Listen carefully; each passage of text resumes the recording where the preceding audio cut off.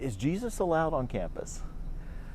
I think that Jesus is allowed on campus. I think we often think that college campuses, you think about like the movie, like God's Not Dead, and think about certain professors being so against Jesus, and there is like obviously opposition, but I think that's true outside the college campus. There's a lot of searching. There's a lot of curiosity, I think, about religion in general, but then an openness to who Jesus is.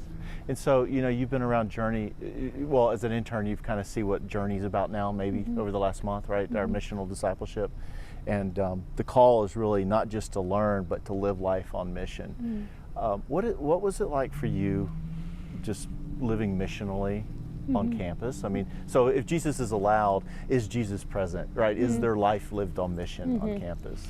I think one of the years even that reminds me the most of living on mission was my junior year. I served as, or I had a job as a resident mentor. A lot of just seeking to build relationships with them. Relational, Where I was able to share with them. Where I was able to connect what was going on in their life with like a God who wanted to know them. Was it mainly like sharing the actual fundamentals of the gospel, or sharing like the Bible, or sharing the application of the Bible? What were the most questions that you find like with young adults at campus right now?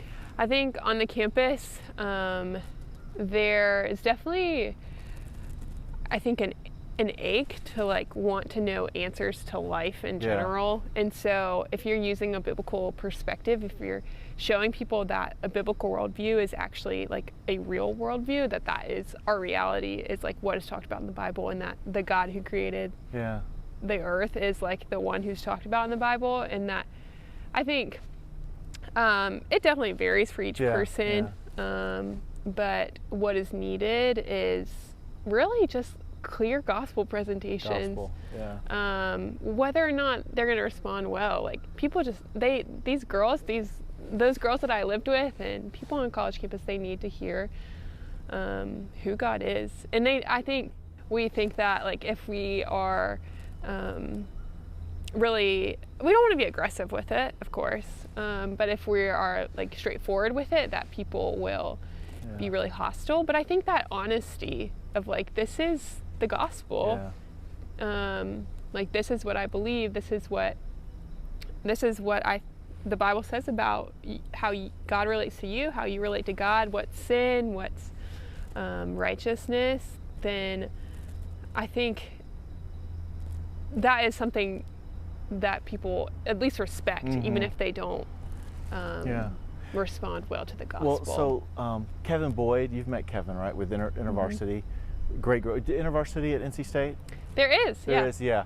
And so he was mentioning, and this is sort of what I resonate with when I see, when we were on a campus at UC Davis or in Memphis, so California, you think, wow, surely not, but it really is an openness to the curiosity of, tell us what the gospel is, tell us why we should believe the Bible, demonstrate it, and we'll be willing to listen a little bit more. We're not going to just outright reject you for the most part, right? Did you find that? I mean, did you find like, oh, I'm no longer going to associate with you, Emily, or was it like? Luckily not. No.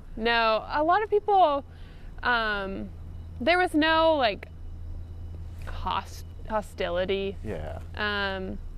Some were more straightforward and blunt about, I don't really want to hear about this again, or I don't believe this, but we can still be friends. But praise the Lord, at least people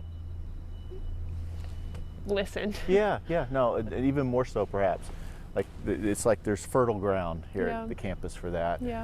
One of the things you were saying too was the Who's Your One. I mean, even in effect, there's like a website or something. There's like materials for that. Is that something that you find has worked well with young adults, and is it transferable to old adults as well, as far as evangelism and sharing the gospel? I think so. I think especially because taking it back to Who's Your One, of thinking, okay, God has placed me in the classes I'm in. He's placed me in the dorm I'm in. Yeah. He's placed me in the, even like intramural sports. Like all of these people that I'm interacting with, God has placed me in their lives for a reason. And not taking that lightly. Mm-hmm. And so even choosing just one person that you want to intentionally invest in, that you want to not only talk to them about God, but talk to God about them and praying for them. Oh, that's good. And That's and good. asking God to give you those opportunities, because evangelism is scary, because we think, most of the time we think that people are going to reject us. Yeah. But asking God to give you the courage and you the love of his gospel, the understanding of your own salvation, so that you are excited, not only willing to share the gospel, but excited about it. And speaking of excited, that's when you just said that, I mean, we've talked before about how do you not make someone a target, right? No one wants to be a target. No one should be a target, right? But how do you make them your aim? And it's someone that you want to talk to God about, but you want to talk to God about them. When you said, that's beautiful. That means there's a relational connect. There's a heart. It's an our heart thing. It's not just and never a checklist thing. Yeah. But I love them so much because God has put them in my life, and so I want to speak to God. I want to be used by God, and I want to see them come to know God.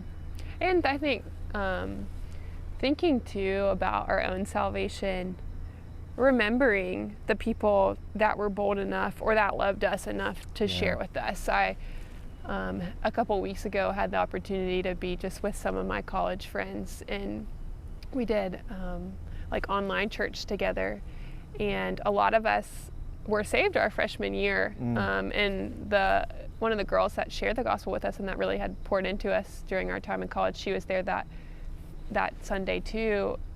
And as we were worshiping together, I was thinking it was her faithfulness to be bold, and it was her faithfulness to share the full gospel with us. That is the reason why we are like sitting here today, all worshiping together. My freshman year. Your freshman year. Yeah. At college. At college. Yeah. For a long time, I wanted it to be this formula of, okay, this is the moment in the conversation when you know that you're going to transition to sharing the gospel, and then you're going to share the gospel with these words every single time. And if they ask this question, you're going to answer this way. Yeah. And just wanted it to be, okay, if I do the right steps, then this person will come to know the Lord. And I think that it is a good thing that that is not how it works. I would have liked it because I want people to come to know the Lord, but it has taught me such humility and dependence on the Lord to be the God of salvation, and not like my formula or me to be the one who saves. And so I think a good first step is first just identifying who you want to share with, and then just having conversations, overcoming fear. I don't know if there's ever a point when you feel like, okay, today I'm not afraid to share the gospel with somebody, or today I am not afraid of being rejected, because I don't think any of us like being rejected.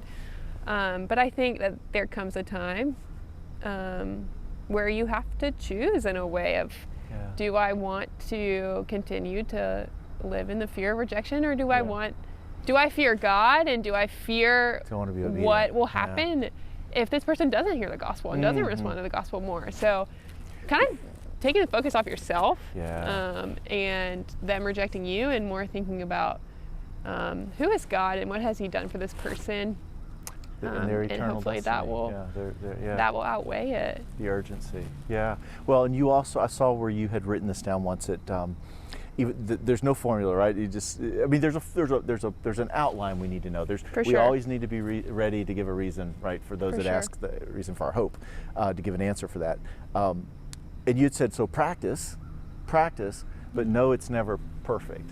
It'll never be perfect, right? There's always like the unknown, and thankfully, often that's because the Spirit's working in that and knows what's better. But what's your advice for like a believer who's going off to campus? One of the summers, we did a lot of just like broad gospel sowing, and so we would just go out to parks, and we would go out to these popular spots in the city and our goal was to just meet people and share with them that day. And I found myself continually not sharing.